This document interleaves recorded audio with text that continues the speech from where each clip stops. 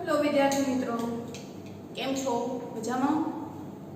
તો ચાલો હવે આજે આપણે એક અન્ય પેશી વિષય છે એ આપણે ભણવાનું છે, જેનું નામ છે જટિલ સ્થાયી પેશી. પહેલા આપણે એનું નામ લખી નાખીએ, પછી એનાથી આગળ છે એ વાત કરીએ. જટિલ સ્થાયી પેશી. બરાબર, એક જ મિનિટ આપણે જોઈ લઈએ કે નામ છે એ આખું આવે છે કે નહીં.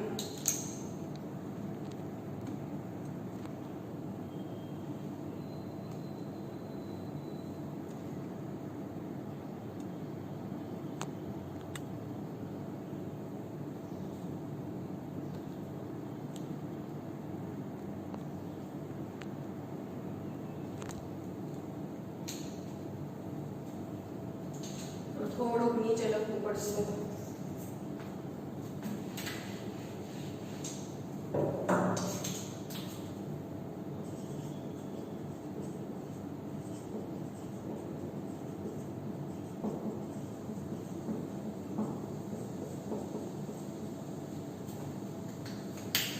અત્યાર સુધી આપણે એક જ કોષથી બનેલો હોય અને એની સમગ્ર પ્રક્રિયા છે એ કરતા હોય તો આપણે એવા વિષય છે એ શીખ્યા કે ફક્ત એક જ કોષની બનેલી હોય છે અને એમાં જુદી જુદી પેશીઓ છે એની આપણે ચર્ચાઓ કરી હતી. હવે જે આપણે પેશીઓની વાત કરવાની છે, એ પેશીઓમાં દરેક વખતે જુદી જુદી પેશીઓ હોય છે. આ જ પેશીઓના આધારે જુદા જુદા કાર્યો છે એ થતા હોય છે અને એ જે પેશીઓ હોય છે એને એટલા માટે એને કહીશું જટિલ સ્થાયી પેશી. કે તે સ્થાયી તો હશે જ તે, પણ સાથે કેવી હશે? જટિલ. તો સરળ સ્થાયી પેશી વિશે આપણે ભણ્યા હતા અગાઉના લેક્ચરમાં કે એ જે પેશી હતી એમાં એક જ પ્રકારના કોષોથી આખી પ્રક્રિયા છે એ થતી હતી. પણ હવે જે આ જટિલ સ્થાયી પેશી છે એમાં જુદી જુદી પેશીઓના આધારે એક સંપૂર્ણ કાર્ય છે થશે. કાર્ય બંનેમાં થાય છે, પણ જે સ્થાયી પેશી છે એમાં ફક્ત ને ફક્ત એક જ કોષ આવેલો હોય છે. જ્યારે જટિલ સ્થાયી પેશીઓમાં એક કરતા વધારે સ્થાયી પેશી છે એ આવેલા હોય છે. તો પહેલા તો આપણે એને દર્શાવી દઈએ કે સરળ સ્થાયી પેશી કોને કહેવાય?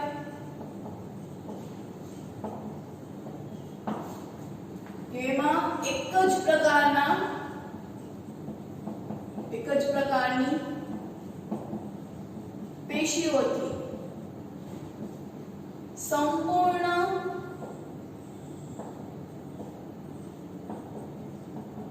પ્રક્રિયા થાય. બરોબર, સરળ સ્થાયી પેશીમાં એક જ પેશી હોય અને એનાથી એક સંપૂર્ણ પ્રક્રિયા થાય છે. જ્યારે જટિલ સ્થાયી પેશી છે તો એમાં પેશીઓ છે એ એક કરતા વધારે પેશીઓથી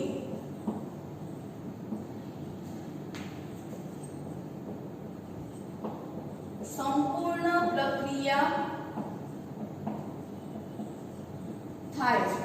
બરોબર, સરળ સ્થાયી પેશી અને જટિલ સ્થાયી પેશીઓમાં આ તફાવત છે કે એમાં એક જ કોષ આવે સરળ સ્થાયી પેશીમાં, જ્યારે જટિલ સ્થાયી પેશી છે એમાં એક કરતા વધારે કોષો છે એ આવેલા હોય. આ બધા જ્યારે કોષો ભેગા થાય છે અને એક સંપૂર્ણ પ્રક્રિયા છે એ બનાવે છે. ઉદાહરણ તરીકે આપણે જ આપણા શરીર માટેની એક વાત કરીએ તો આપણા શરીરની અંદર દાખલા તરીકે પાચનની ક્રિયા. તો પાચનની ક્રિયામાં સૌપ્રથમ શું આવશે? તો કે પહેલા મુખ આવશે. મુખ શું કામ કરશે? તો કે ચાવવાનું કામ કરશે. મુખ ગુહામાં એટલે કે અંદરની બાજુએ લાળ ગ્રંથિ આવેલી હોય છે, જે શું કરે છે? તો કે ખોરાકને પોચો બનાવવાનું કામ કરે છે. ખોરાક પોચો થઈ જાય છે પછી તે ક્યાં જાય છે? તો કે અન્નનળીમાં. અન્નનળીમાંથી જઈને જઠરમાં. જઠરમાં જઈને ખોરાક શું થશે? તો કે હજી એને નાના નાના કટકોમાં વિભાજન થશે, એટલે કે ખોરાકનું ઓલવવાનું કામ છે એ થાય છે. જઠરમાંથી જઈને એ નાના આંતરડામાં જાય છે. નાના આંતરડામાં પણ હજી એનું જ તે પાચન થાય છે. નાના પાચન થઈ જાય છે એટલે કે આ પાચિત ખોરાકનું નાના આંતરડામાં ફરી એનું પુનઃ શોષણ થાય છે. એટલે કે જે પાણી રહેલું હોય વધારાનું પાણી તો ત્યાં ફરીથી એનું શોષણ છે એ થાય, ત્યાંથી પસાર થઈને મોટા આંતરડામાં જાય છે તો કે મોટા આંતરડામાં પણ હજી વધારાનું પાણી જે રહેલું હોય છે ખોરાકમાં તો એનું શોષવાનું કામ છે એ થાય છે. મોટા આંતરડામાં થઈને ઈ તો કે મળદ્વારમાં જાય છે અને એના દ્વારા ખોરાક છે ઈ બહાર નીકળે છે, વધારાનો જે ખોરાક હોય છે ઈ. તો આમ તમે આપણે જોયું કે પ્રક્રિયા છે ઈ અલગ અલગ ભાગોમાં થાય છે. પ્રક્રિયા છે કેટલા ભાગમાં થાય છે તો કે પહેલા મુખમાં થાય, પછી મુખ ગુહામાં થાય, પછી અન્નનળી વાટે ક્યાં ગઈ તો કે જઠરમાં, જઠરમાંથી નાના આંતરડામાં, નાના આંતરડામાંથી મોટા આંતરડામાં, મોટા આંતરડામાંથી મળદ્વાર. પ્રક્રિયા એક જ છે પણ એમાં અંગો અને કોષો છે કેવા છે તો કે જુદા જુદા છે. એટલે કે આપણી જે પ્રક્રિયા છે એ કેવી છે તો કે જટિલ છે કે એમાં એક કરતા વધારે કોષો આવેલા છે, બરોબર. તો એના આધારે આપણે એવું કહી શકાય કે ઈ જટિલ સ્થાયી પેશી છે. આમ શરીરમાં જુદા જુદા કાર્યો કરવા માટે જુદા જુદા કોષોનો સમૂહ આવેલો હોય છે, જુદી જુદી પેશીઓ છે એ આવેલી હોય છે. આમ પ્રક્રિયા છે એક જ છે પણ એની માટે અંગો છે કેવા છે તો કે જુદા જુદા હોય છે. આમ શરીરમાં છે ઈ ચોક્કસ કાર્યો કરવા માટે ચોક્કસ પ્રકારના કોષો છે આવેલા હોય છે. તમે જોયું કે દરેક ભાગમાં જુદા જુદા કાર્યો છે એ થાય છે, જુદા જુદા અંગોમાં જુદી જુદી પ્રક્રિયાઓ થાય છે. મુખ છે તેને ફક્ત ચાવવાનું કામ હોય છે, લાળ ગ્રંથિ છે એને ફક્ત ને ફક્ત પોચો બનાવવાનું કામ હોય છે, જઠર હોય છે તો એને વલોવવાનું કામ હોય છે. આમ જુદા જુદા અંગોમાં જુદી જુદી પ્રક્રિયાઓ છે એ ફિક્સ છે કે જઠરનું કામ વલોવવાનું, પછી નાનું આંતરડું એમાં કાંઈ કરે નહીં. તો કોઈ ચોક્કસ પ્રકારના કાર્ય કરવા માટે એમાં જુદા જુદા કોષો છે ઈ આવેલા હોય છે અને ઘણી વખત આ બધા જ કોષો ભેગા થઈને એક સંપૂર્ણ પ્રક્રિયા છે ઈ બનાવે છે, બરોબર. ઘણી આ બધા તમે જો કે પાચનની ક્રિયા છે, બધા જ અંગો છે ઈ ભેગા થઈને એક સંપૂર્ણ પાચનની ક્રિયા છે ઈ પૂરી કરે છે. ખાલી જઠર જ એટલું કરતું હોય તો એવું શક્ય છે નહીં. એટલે આ બધા જ કોષો છે ઈ ભેગા મળીને એક સંપૂર્ણ પ્રક્રિયા છે ઈ પૂરી કરે છે. તો આપણે એવું લખી શકીએ કે આ બધા જ કોષો સાથે મળીને એક સંપૂર્ણ પ્રક્રિયા છે ઈ કરતા હોય છે અથવા તો સંપૂર્ણ કાર્ય કરે છે. આ બધા કોષો સાથે મળીને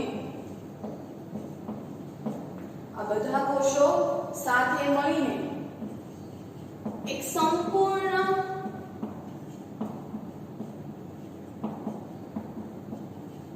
પ્રક્રિયા પૂરી કરે છે અથવા તો સંપૂર્ણ કાર્ય કરે છે. હવે આ જે પ્રક્રિયા છે એવું જ થાય આ વનસ્પતિની અંદર પણ આવેલું છે. અત્યારે આપણે શું ભણીએ છીએ વનસ્પતિ પેશી, તો આ જે કોષો છે એ વનસ્પતિ પેશીની અંદર પણ આવેલા છે. અને જટિલ સ્થાયી આપણે વાત કરીએ કે જટિલ સ્થાયી પેશી છે એટલે કે એક કરતા વધારે પેશીઓનો સમૂહ છે કે જે સંપૂર્ણ કાર્ય કરતા હોય છે બધા ભેગા થઈને. તો આ જે એમ આપણે વાત કરીએ કે આ બધા કોષો સાથે મળીને એક સંપૂર્ણ પ્રક્રિયા છે એ પૂરી કરે. તો એમાં જુદા જુદા પ્રકારની પેશીઓ છે એ આવેલી હોય છે વનસ્પતિમાં પણ. તો એ કઈ પેશી છે એ આવેલી હોય છે તો કે અત્યારે આપણે હાલમાં બે પેશીઓ વિશે છે એ ભણવાનું છે. વનસ્પતિમાં જુદા જુદા પ્રકારની પેશીઓ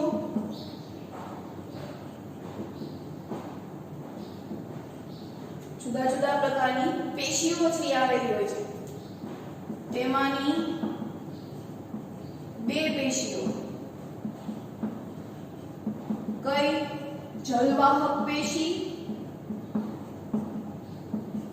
અને અન્નવાહક પેશી. જલવાહક પેશી અને અન્નવાહક પેશી. તો આના નામ ઉપરથી જ તે છે કે જલવાહક પેશી એટલે કોનું વહન છે કરશે તો કે પાણીનું જળનું વહન કરશે. વહન એટલે વાહક. સામાન્ય રીતે આ બંને પેશીઓને આપણે નામથી બોલાવો હોય સામાન્ય નામથી તો આ બંને પેશીઓને વાહક નામથી છે એ ઓળખવામાં આવે છે. આ પેશી વાહક તરીકે ઓળખાય છે. હમણાં આપણે વાત કરી કે આ બંને પેશીઓ છે એ કોનું વહન છે એ કરે છે, પણ સામાન્ય રીતે જો આપણે આ પેશીને આપણે બોલાવી હોય તો આ બંને પેશીઓને આપણે એવું કહી શકીએ કે તે વાહક પેશી છે. વાહક પેશી એટલે કે દ્રવ્યોનું વહન કરાવવું, જરૂરી દ્રવ્યો, પાણી, ખનિજ ક્ષારો એનું વહન કરવું. વાહક એટલે એનું વહન કરવું. તો જલવાહક પેશી છે એ કોનું વહન છે એ કરાવે છે? તો કે જલ એટલે કે પાણી, તો પાણીનું વહન છે એ કરાવે છે. અને અન્નવાહક પેશી છે એ તો કે અન્ન એટલે ખોરાક, તો આ જે પેશી છે એ ખોરાકનું વહન છે એ કરાવે છે.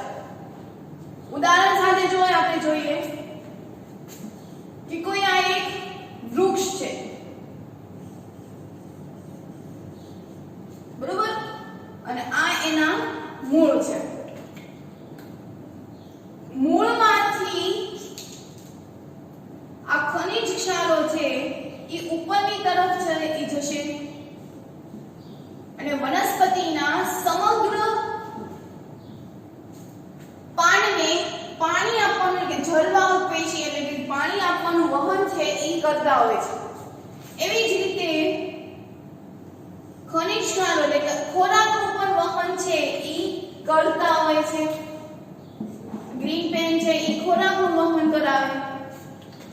એટલે એ શું થયું કે આ બંને પેશીઓ સાથે મળીને એકબીજાને સમાંતર રહીને ખોરાકનું વહન છે, પાણીનું વહન છે એ વનસ્પતિના બધા જ ભાગોમાં છે એ કરાવે છે. આ જલવાહક પેશી એટલે પાણીનું વહન છે એ કરાવે છે, તો જરૂરી નથી કે અમુક જ ભાગમાં કરાવે. અન્નવાહક પેશી છે એટલે અમુક જ ભાગમાં ખોરાકનું વહન કરે એવું નથી. સમગ્ર વનસ્પતિમાં તેનું વહન છે એ કરાવે છે. તો વનસ્પતિમાં જુદા જુદા પ્રકારની પેશીઓ આવેલી, કેવા તો કઈ પેશીઓ આવેલી હોય તો કે જલવાહક પેશી અને અન્નવાહક પેશી. આ બંને અન્નવાહક પેશીઓ છે એનું સામાન્ય નામ શું છે તો કે વાહક. વાહક એટલે કે વહન, એટલે કે ઈ દ્રવ્યોનું વહન છે ઈ કરાવે છે. આ બંને પેશીઓ છે, જો તમે જુઓ કે આ બંને પેશીઓ છે એકબીજાને કેવી છે? સમાંતર. સમાંતર એટલે કે એકબીજાને છેદતા નથી. તો આ બંને પેશીઓ સાથે મળીને વાહિપુલનું નિર્માણ છે ઈ કરે છે. તો આપણે એવું પણ લખી શકીએ કે આ બંને પેશીઓ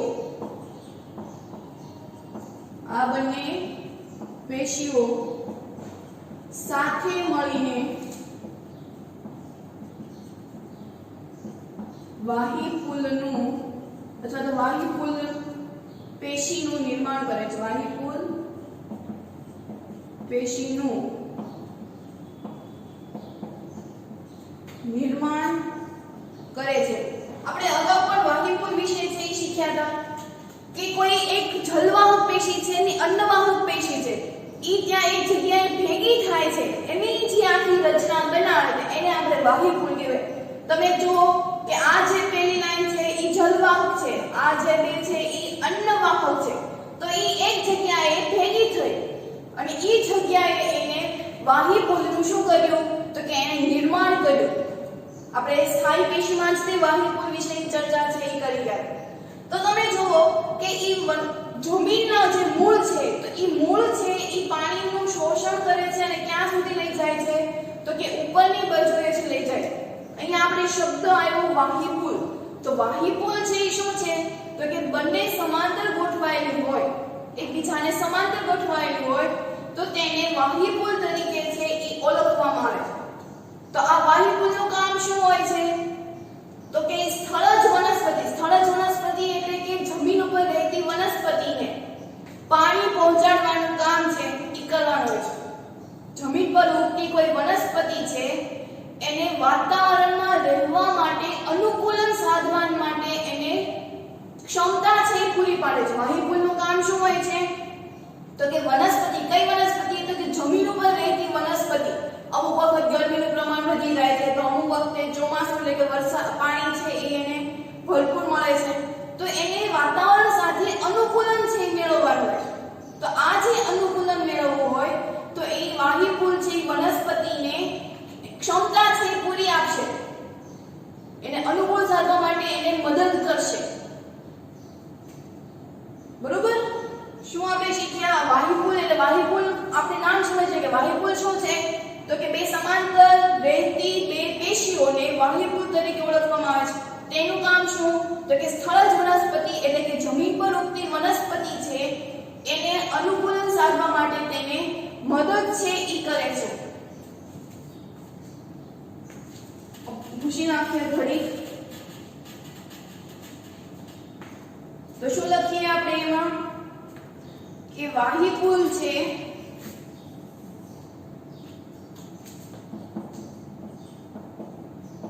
વાહિપુલ વનસ્પતિને, કેવી વનસ્પતિને? તો કે સ્થળજ વનસ્પતિને આપણે એવું લખીએ. વાહિપુલ સ્થળજ વનસ્પતિને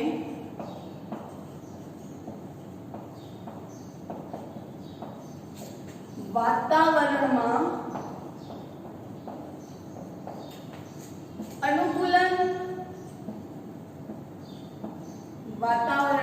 અનુકૂલન સાધવામાં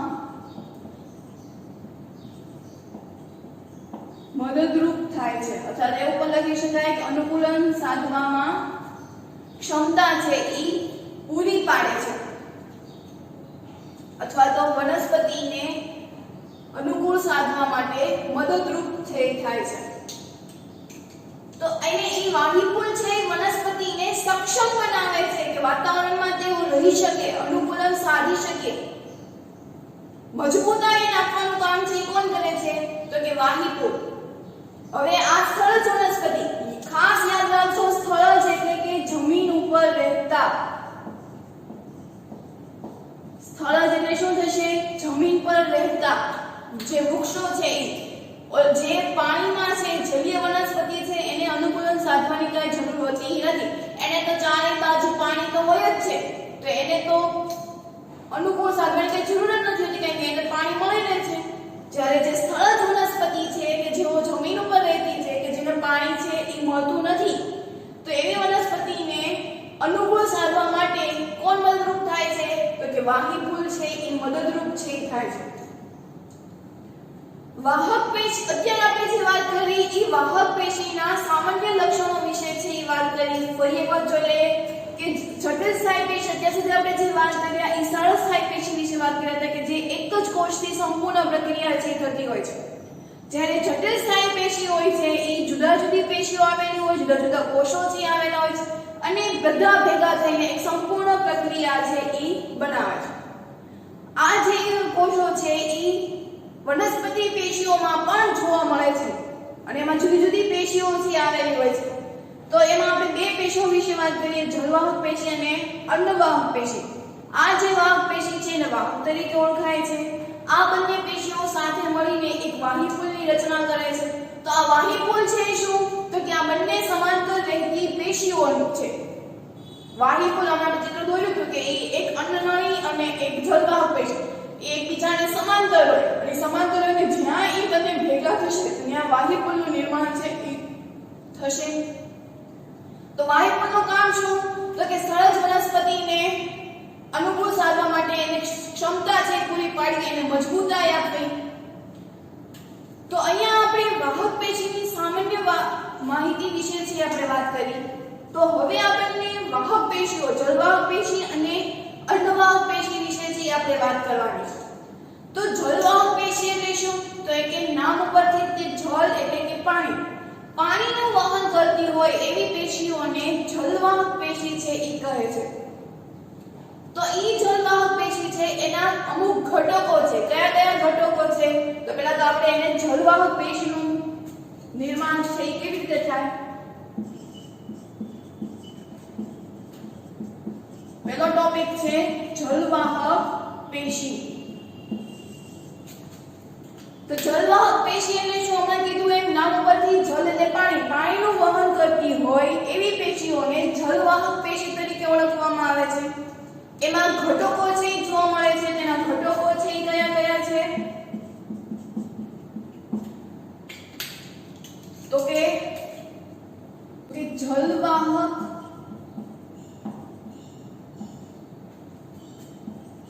જલવાહિનીકી જલવાહિની એવું લખે અહીંયા જલવાહિની જલવાહિની જલવાહક મૃદુતક અને જલવાહક તંતુઓ કેટલા ચાર એના ઘટકો છે જલવાહિની જલવાહિની જલવાહક મૃદુતક અને જલવાહક તંતુઓ આ જે પેશીઓ છે એના જે ઘટકો છે તો એમાં એની કોષ દીવાલ છે કેવી હોય છે તો કે જાડી હોય છે અહીંયા હું તમને પોઈન્ટ્સ વાઇઝ છે લખું છું કે જેથી તમને યાદ રાખવામાં ઈઝી પડે તો પહેલા ઘટકો વિશે લખવાનું પૂરા વાક્યમાં લખવાનું કે જલવાહક પેશીના ઘટકો નીચે મુજબ છે પછી 1 2 3 4 નામ આપી દેવાના ત્યાર પછી જલવાહક પેશીની કોષ દીવાલ હોય છે એ કેવી હોય છે તો કે જાડી હોય છે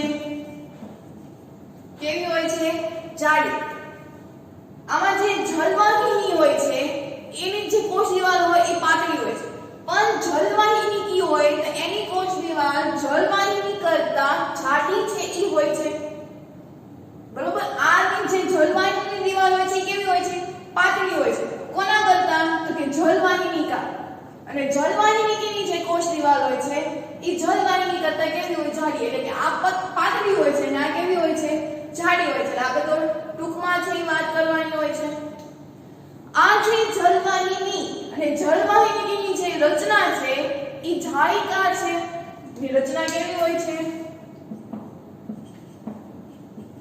તો કે જાલિકાકાર જલવાહિની અને જલવાહિની ની રચના જાલિકાકાર હોય છે યાદ રાખજો એની રચના છે કેવી હોય છે તો કે જાલિકાકાર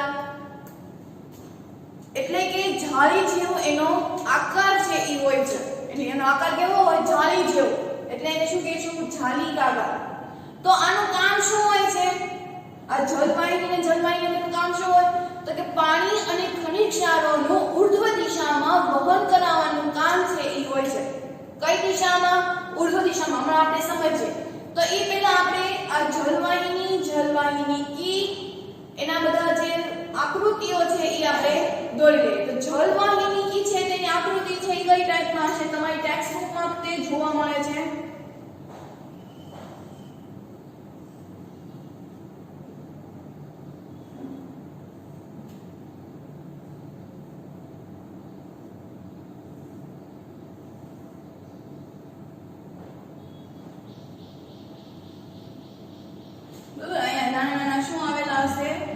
છિદ્રો છે એ આવેલા હોય છે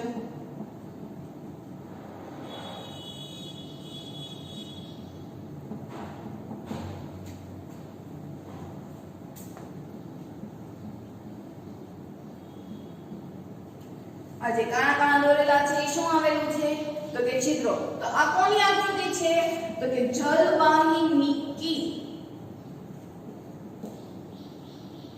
શેની આકૃતિ છે જલવાહિની જેની રચના છે કેવી હોય છે તો કે જાલિકાકાર હોય છે એના પછી જલવાહિની છે એ દોરીએ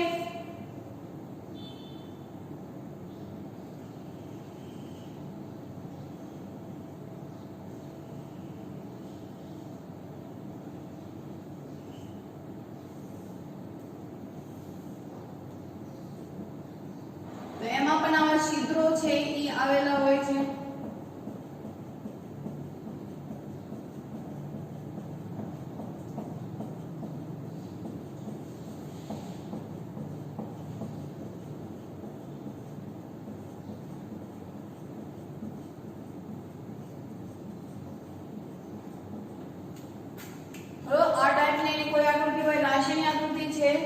જલવાહિની અને હવે જે આપણે દોરશું એ જલવાહક મૃદુતક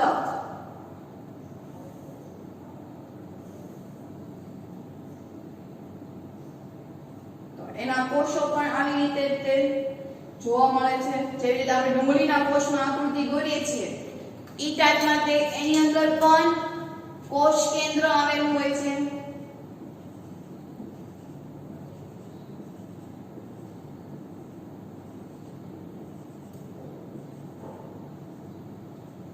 બરોબર. ત્યાર પછી તો કે એની અંદર કોષ રસ પણ આવેલું હોય છે.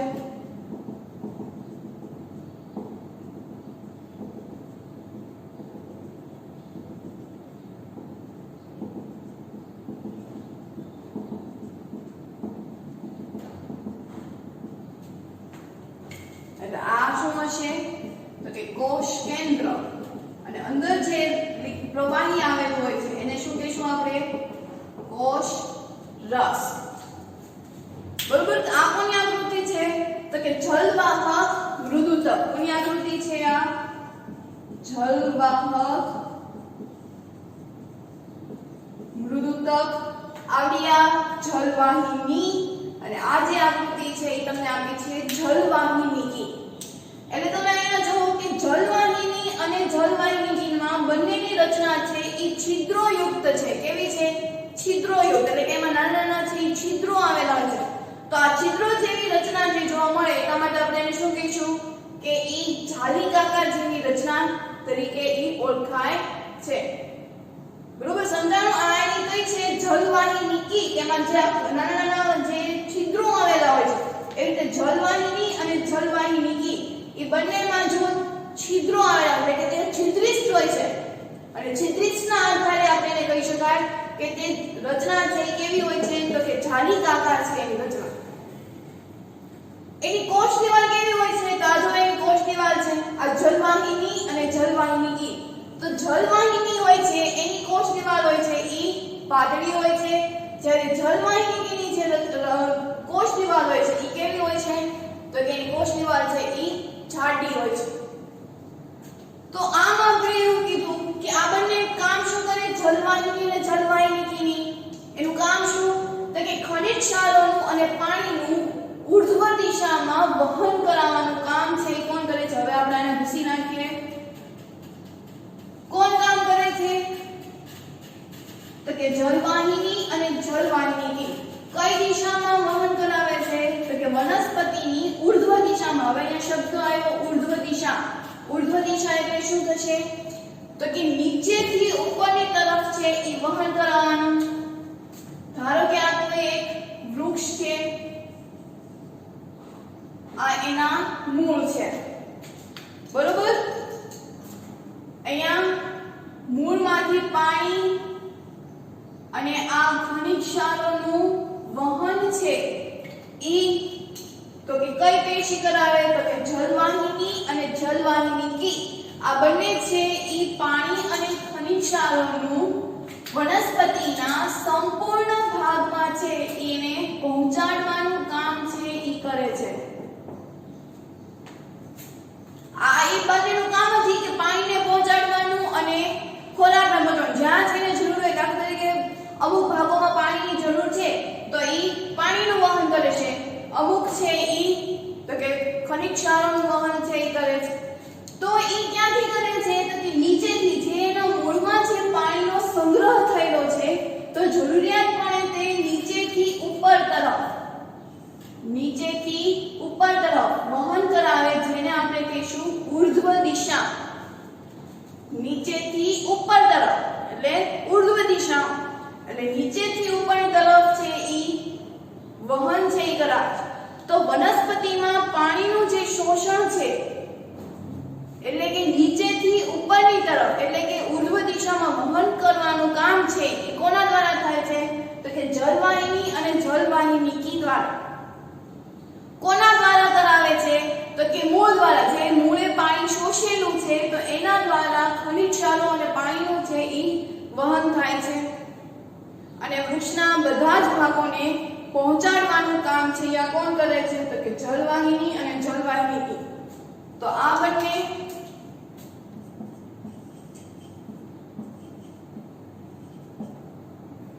બંને વનસ્પતિના તમામ ભાગો સુધી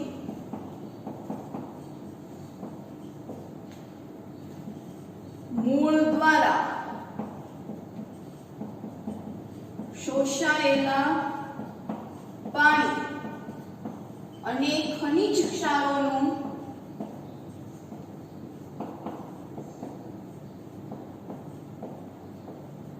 વહન કરાવે છે, બરોબર. તમામ સુધી છે એને ઈ વહન છે ઈ કરાવે. તો અહીંયા આપણે જલવાહક પેશી વિશે છે શીખ્યા. જલવાહક પેશીના ઘટકો તો કે જલવાહિની, જલવાહિનીકી, જલવાહક મૃદુતક અને જલવાહક તંતુ.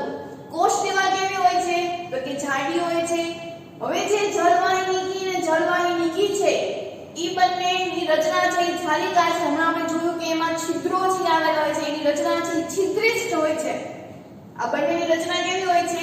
છિદ્રિષ્ઠ. છિદ્રિષ્ઠ હોવાને કારણે તે જાલિકાકાર તરીકે ઓળખાય છે.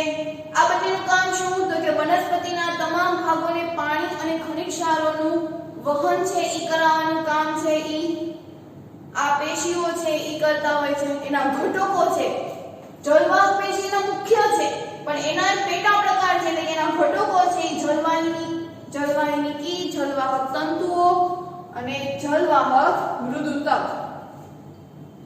તો હવે આપણે જોવાનું છે ઈ છે અંડવાહક પેશી. તો અંડવાહક પેશી એટલે શું તો એના નામ પ્રમાણે જ છે કે ખોરાકનું શું કરાવે છે તો કે વહન છે એ કરાવે છે. તો અહીંયા આપણે વાત કરી જલવાહિની, જલવાહિનીકી. હજી એક આપણે ટોપિક છે બાકી રહી ગયો છે જલવાહક મૃદુતક. તો જલવાહક મૃદુતક છે શું કરશે તો કે ખોરાકનો સંગ્રહ કરે છે અને પાર્શ્વ બાજુની જે કિનારી છે પર્ણની તો ત્યાં પાણીનું વહન છે ઈ કરાવે છે. તો જલવાહક તંતુ મૃદુતક વિશે વાત કરીએ.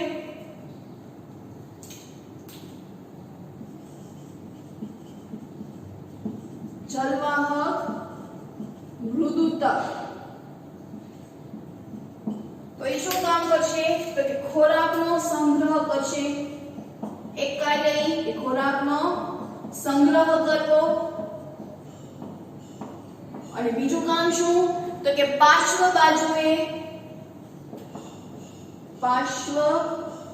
બાજુએ કિનારીને પાણી પહોંચાડવાનું કામ.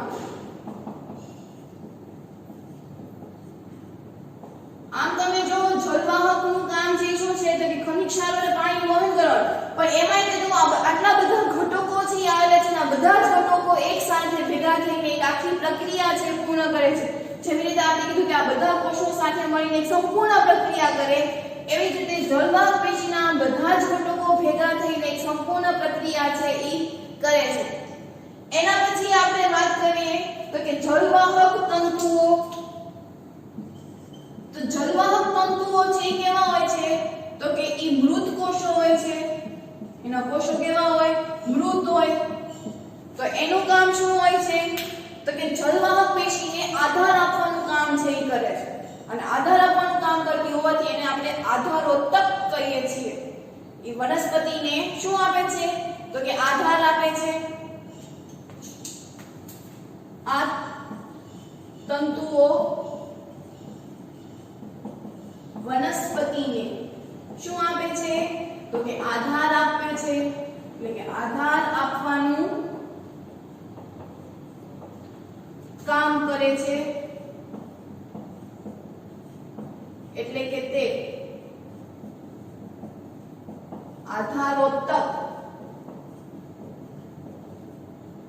તરીકે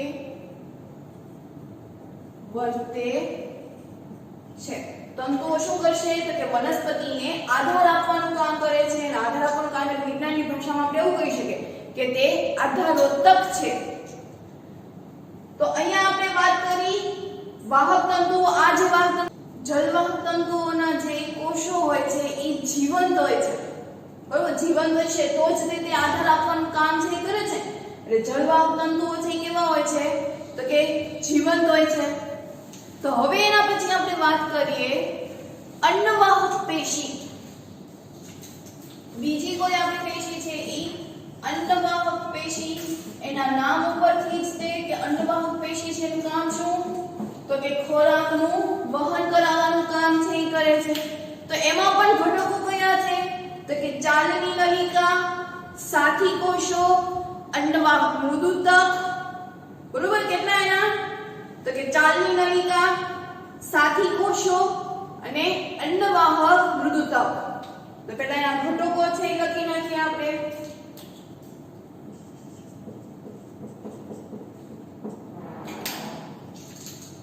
તો ચાલની નલિકા,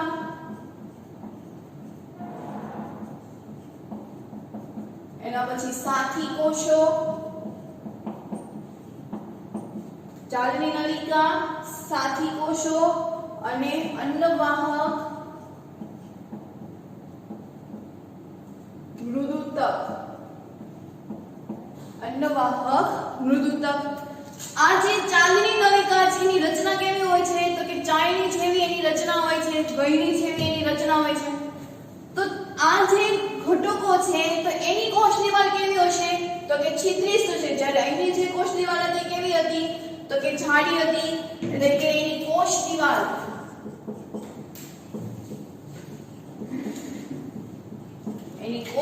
છે એ કેવી છે? તો કે છિદ્રિત આવેલી છે. કાણા કાણા જેવી એની રચના હશે. ચાલની નલિકા છે એ છિદ્રિત કોષથી બનેલી છે. કઈ ખાલી ચાલની નલિકા, આ બાકી બધાની જેની કોષ દિવાલ છે આપણે કીધું કે કોષ દિવાલ છે એ છિદ્રિત હોય, પણ કોની? તો કે ચાલની નલિકાની.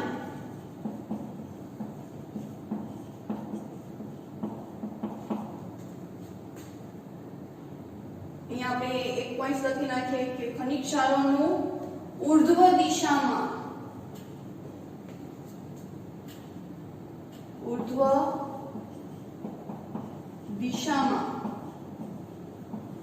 વહન કરાવે છે.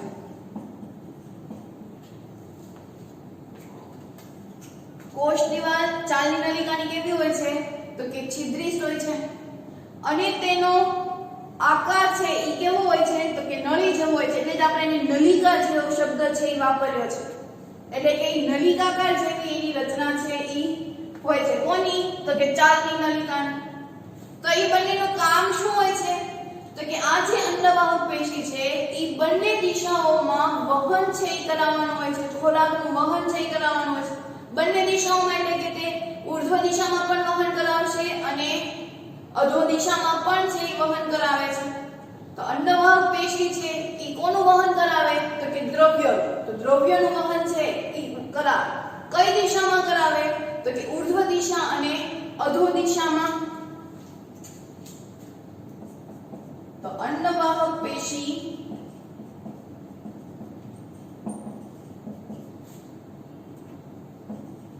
દ્રવ્યોનું વહન બંને દિશાઓમાં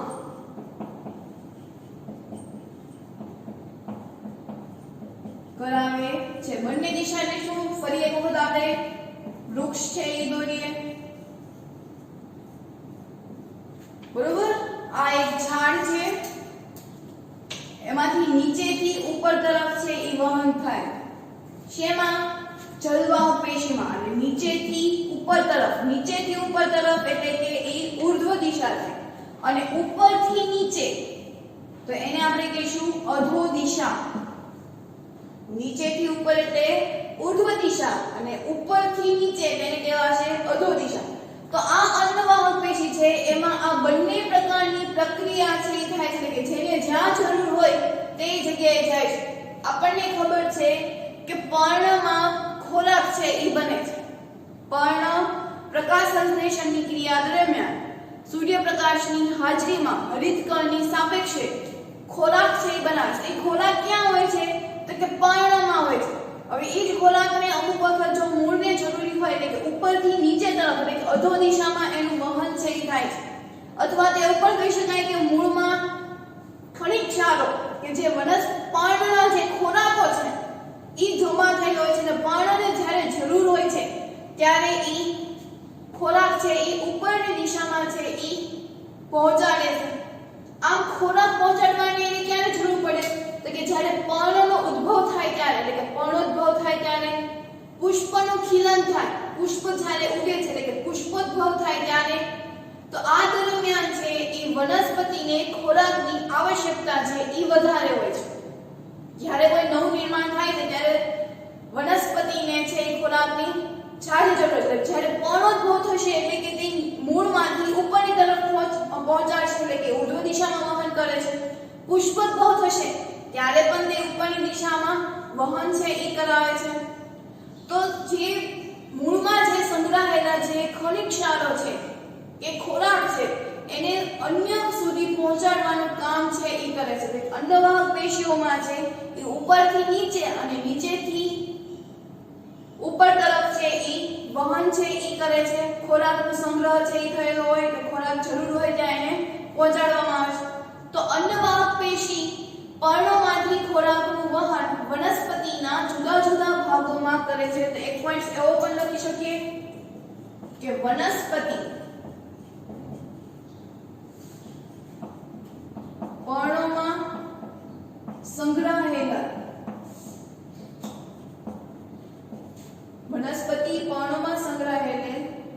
ખોરાકનું વહન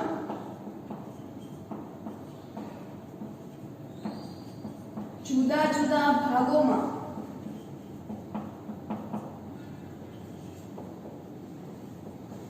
કરાવે છે. ક્યારે ક્યારે કરાવે? તો કે જ્યારે પર્ણોદ્ભવ થાય ત્યારે, પર્ણનું નિર્માણ થાય ત્યારે, પુષ્પોદ્ભવ થાય એટલે કે પુષ્પનું નિર્માણ થાય. તો આ દરમિયાન ખોરાકની આવશ્યકતા છે એ વધારે હોય છે કે જે સંગ્રહાયેલા ખોરાકને ત્યાં સુધી પહોંચાડવાનું કામ છે એ કોણ કરે છે? તો કે આ અન્નવાહક પેશી કે જ્યાં એને જરૂર છે ત્યાં પહોંચાડી દેશે. જો એને ખોરાકની જરૂર હશે ઉપરની બાજુ તો એ નીચેથી જે સંગ્રહ થયેલો છે ત્યાંથી એનું વહન છે એ ઉપરની તરફ કરાવે, અથવા તો અમુક વખત નીચેથી ઉપર અને અમુક વખત ઉપરથી નીચે, એટલે કે તે ઉર્ધ્વ દિશા અને અધો દિશામાં બંને તરફ છે એનું વહન છે એ થાય છે. આ જે અન્નવાહક પેશીના જે કોષો હોય છે એ કેવા હોય છે? તો કે મૃત હોય છે. અન્નવાહક પેશીમાં જે આ અન્નવાહક મૃદક છે તો એના જ કોષો છે એ કેવા હોય છે? તો કે જીવન મૃત હોય છે. એના કોષો છે એ કેવા હોય છે? તો કે મૃત હોય. એની સિવાય જે આ તંતુઓ છે અન્નવાહક તંતુઓ, તો એના પણ કોષો છે કેવા હશે? અન્નવાહક તંતુઓ. તો આના કોષો છે કેવા હોય? તો કે મૃત હોય. અન્નવાહક તંતુઓના કોષો કેવા હોય છે? તો કે મૃત હોય છે. અહીંયા આપણે એવી વાત કરી કે વનસ્પતિના પર્ણોમાં સંગ્રહાયેલા ખોરાકનું વહન જુદા જુદા ભાગોમાં કરાવે છે. પણ જુદા જુદા ભાગોમાં કઈ જગ્યાએ? તો કે જે જીવંત કોષ હોય છે તો એ જગ્યાએ એનું વહન છે એ કરાવે છે. મૃત કોષોમાં એનું વહન છે એ થતું નથી. એટલે કે અન્નવાહક પેશીમાં આવેલા જે તંતુઓ હોય છે એ તંતુ સિવાયના દરેક ભાગ કે જે જીવિત હોય છે તો ત્યાં એને પહોંચાડવાનું કામ છે એ કરે છે. એટલે ટૂંકમાં એવું કહી શકાય કે અન્નવાહક તંતુઓના કોષો કેવા હોય છે? મૃત હોય છે. તો આપણે આમ અન્નવાહક પેશી અને જલવાહક પેશી વિશે છે એ સમજ્યા. અન્નવાહક પેશી એટલે કે પાણીનું ખનિજ ક્ષારોનું વહન કરવું. કઈ દિશામાં વહન કરે? તો કે ઉર્ધ્વ દિશા અને અધો દિશામાં. એના પછી તો કે એની કોષ દિવાલ હોય છે તો એ ચાલની નલિકાની જે કોષ દિવાલ હોય છે એ છિદ્રિષ્ટ હોય છે. કાણા જેવી નાના છિદ્રો છે આવેલા હોય છે એટલે કે છિદ્રિષ્ટ હોય છે. એના પછી તો કે અન્નવાહક પેશી છે એ બંને દિશાઓમાં દ્રવ્યોનું વહન છે એ કરાવી શકે છે. વનસ્પતિના પર્ણોમાં સંગ્રહાયેલી જે ખોરાકનું વહન છે એ વનસ્પતિના જુદા જુદા ભાગોમાં એટલે કે દરેક ભાગોમાં કે જે જીવંત છે તો ત્યાં પહોંચાડવાનું કામ છે એ કરે છે.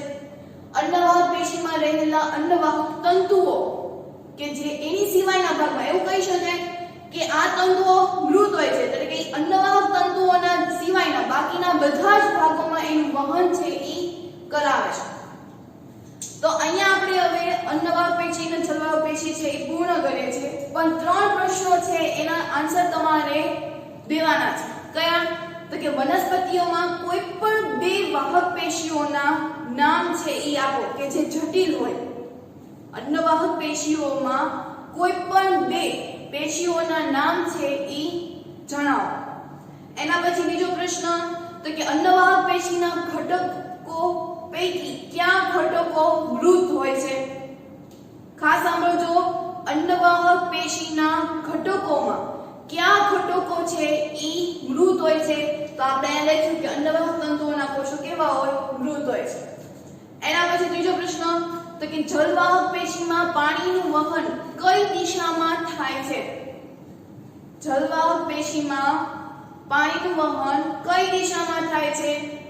એના પછી તો કે અન્નવાહક પેશીમાં દ્રવ્યોનું વહન કઈ દિશામાં થાય છે? આ ચાર પ્રશ્નોના જવાબ તમારે એક એક વાક્યમાં છે એના જવાબ દેવાના છે. તો અહીંયા આપણે આજનો લેક્ચર છે પૂર્ણ કરીએ, પણ ઈ પહેલા હોમવર્કમાં તો કે જટિલ સ્થાયી પેશી ટૂંકનોંધ લખો. આખી જ ટૂંકનોંધ છે લખવાની છે, એટલે કે એમાં પહેલા આપણે જે સામાન્ય વાત કરી હતી તે જટિલ સ્થાયી પેશીના, એના પછી આપણે વાત કરી હતી જલવાહક પેશીની, અને એના પછી આપણે વાત કરી અન્નવાહક પેશી. તો હોમવર્કમાં આપણે ટૂંકનોંધ લખો, એમાં ટૂંકનોંધ લખો એમાં તો કે જટિલ સ્થાયી પેશી